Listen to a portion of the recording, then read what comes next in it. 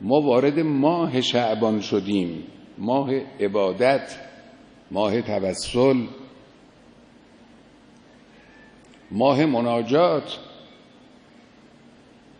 واسمع دعایی اذا دعوتک واسمع ندایی اذا نادیتک. فصل مناجات با خدای متعال، فصل مرتبط کردن این دلهای پاک با معدن عظمت، با معدن نور. این رو قدر باید دانست. این مناجات شعبانیه یک تحفه است که در اختیار ما قرار داده شده است. خب ما دعا خیلی داریم، همه این دعاها هم پر از مضامین عالی است، اما بعضی برجستگی خاصی دارن.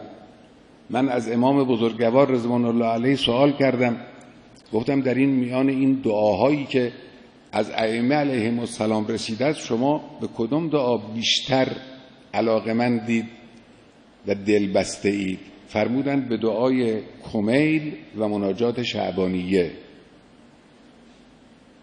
به این دوتا دعا امام یک دل متوجه به خدا بود، اهل توسل بود، اهل تضرع بود، اهل خشوع بود، اهل اتصال با مبدأ بود. وسیله بهتر در چشم او این دوتا دعا بود، دعای کمیل، مناجات شعبانیه. وقتی انسان مراجعه میکند به این دو دعا، دقت میکنه، ببینه چقدر هم شبیه همند این دو دعا، شباهت‌های زیادی به هم دارن. مناجات انسان خاشع، مناجات انسان متوکل به خدا، که انی به نفسی واقفتون بین یدیک و قد اضلها حسن توکلی علیک فقلت ما انت اهله و تغمدتنی بعفوک.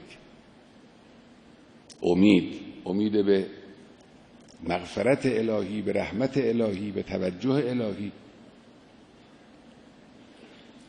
بلند همتی در درخواست از پروردگار، الهی هب کمال الانقطاع الیک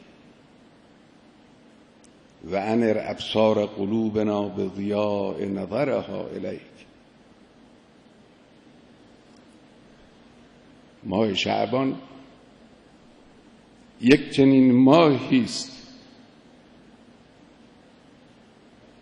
دلهای پاک، دلهای نورانی، دلهای جوان از این موقعیت بهره بگیرند، استفاده کنند، رابطتون رو با خدا قوی کنید.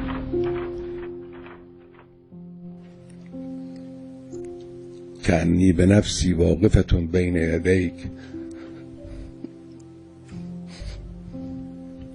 وقد اضلها حسن توکلی علیک و قلت ما انت اهله و تغمدتنی بعفوک.